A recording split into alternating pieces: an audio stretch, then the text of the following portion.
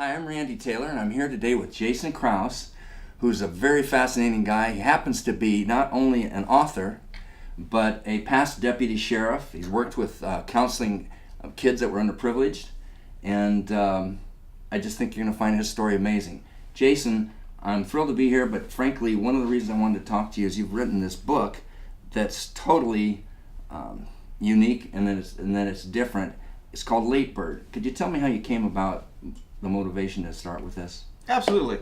In 2012, the last presidential election, a few months before, I started telling everybody in my life, it's kind of setting up to make sure that someone would hold me accountable, that if things don't change, if this election doesn't go the way it's supposed to go, that I'm going to do everything I can to make a difference in America, to show a better way. And for me personally, the election didn't go very well. Okay, what I call the re-election of a nightmare happened, and so I sat down. It took about a week, and I remember that week specifically. That when I went around to different people that I knew, businesses and clients and friends, and we talked to each other, it was almost a depression that had set in. It was almost like people said, "This is just the way it's going to be. This is it. America's a mess. It's going to be a mess. We're in debt. We have dysfunction everywhere. We have people fighting. It's just the way it's going to be." And it took about a week and a half before I finally sat there and said, okay, I said I'll do everything I can. What are you going to do? So I started blogging. I wrote some interesting blogs, and then people liked it, but there was all of 12 of them that liked it, and the message wasn't getting out. So I jumped on Facebook and started going in there, and it was working okay. But the reality of it is to make a difference, you have to have people who can hear your message. And how are you doing that now? Well, and so what I did was I sat down and wrote my book. I wrote my story. And so I wrote Late Bird. And I talked about how I grew up in America, the things that I experienced in America. And I did it in a story version to show a better way, to specifically explain systemic changes that we have to make in America. Not do or we hope to make, but we have to make sure that the next generation, and frankly, honestly, right now, the current generation, that's getting into retirement, if we don't make some of these changes, they will suffer. Well, my understanding is that you actually have a movement planned on this, that basically you're already getting some feedback. Could you share a story with me that we talked about earlier? Sure. After Late Bird was written and went out and it was published, people could read it, it went across America. Facebook is a powerful tool, and so I shot it out there.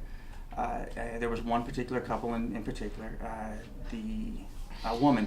I was on Facebook one night answering to people because people were reading it and enjoying it and coming back to me and saying, "Hey, this is great. Can you do this?" And I said, "Absolutely, we can do this."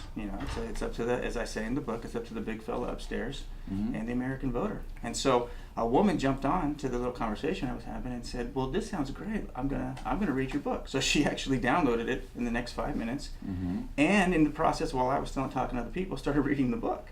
So she kept popping in her comments were, "This is the best thing I've ever read." So she finished it. She went to her husband and gave it to him. He read it, and he sent me a really long email, which I won't get into the whole thing, but one of the premises of that, he says, "My wife has only read 2 books in her entire adult life. 2. One of them is the Bible, and the other one is your book called Late Bird." And he said, "I read it. I believe. I'm in. What do you need?" And so over the last couple of months, they've actually purchased almost 50 books themselves and have given it away to friends and family members. And that's actually moved on to where other people have contacted me that have read it. They're giving away books. And so we do have a movement here. It's about America. It's about freedom. Okay, that's interesting, Jason. And by the way, I couldn't help but notice this amazing cover. Could you give me a little background on this? Is this you?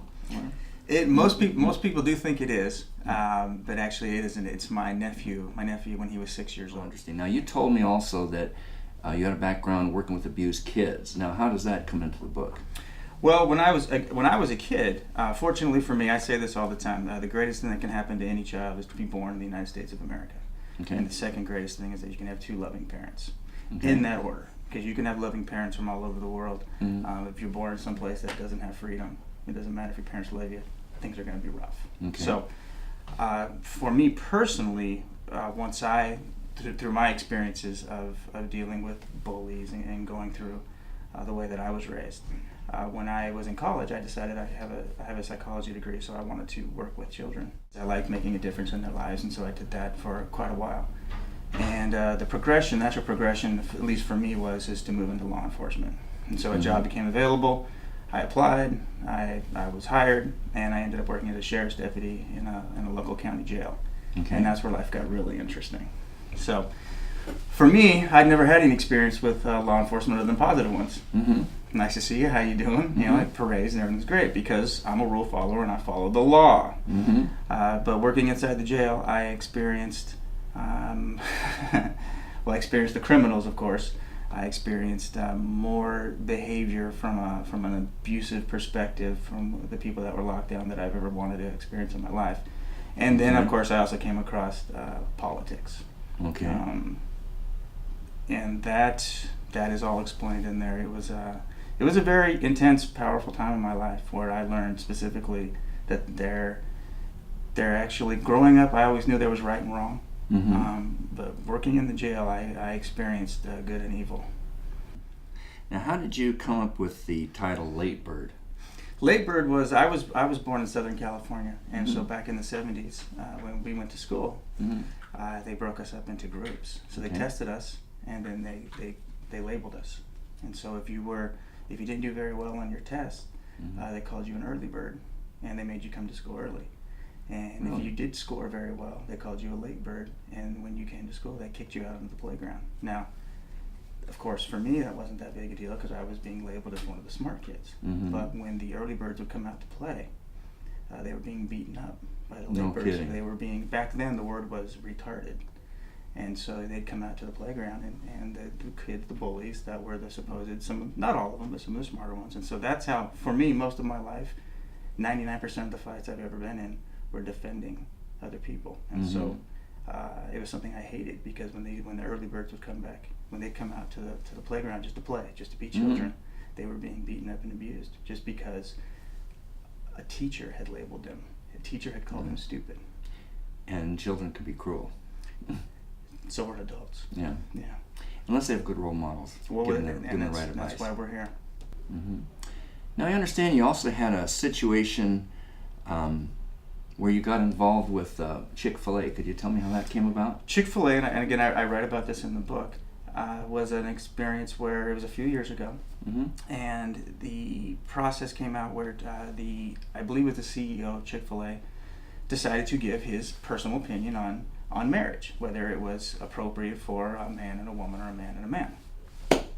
I don't personally care. It doesn't really matter to me. I'm not here for the social issues perspective. Everybody, it's a free country. As long as you're taking care of yourself, you're not hurting yourself or others, live your life. Okay. I agree. But in this particular perspective, he was giving a private opinion. Right? It got shot all over the news, and everybody talked about it, and that's great.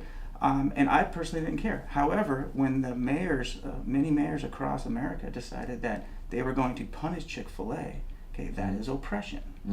Freedom of speech specifically talks about the right from persecution or prosecution from our government, not from you or me. If you say something I don't like, I can disagree, and we can have a problem about it, okay, or not. But with government has a specific role to keep everybody safe, to enforce the law. So when you tell private enterprise, which is funding everything, that because he has a personal view, he can't come do business in your city, that's a direct violation of the First Amendment, freedom of speech. So there was a cause that went out across for a lot of people there for different reasons.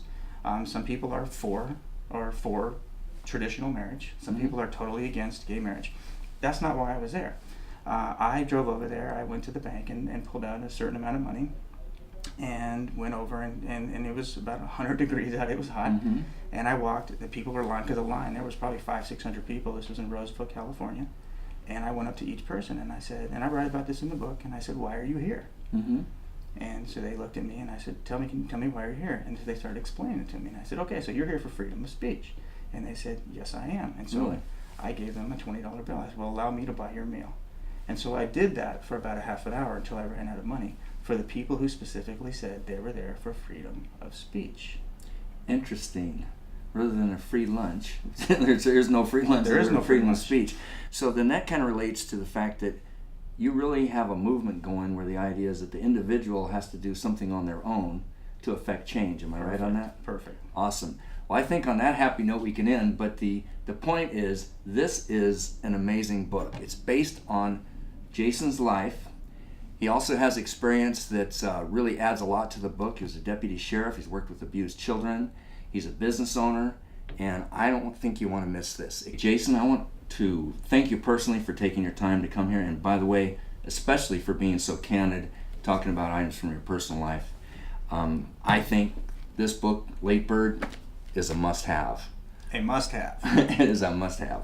I think it's something that would help parents and children alike, and I think your points in there and the fact that we're heading towards a movement of trying to get people to affect social change one at a time has real merit.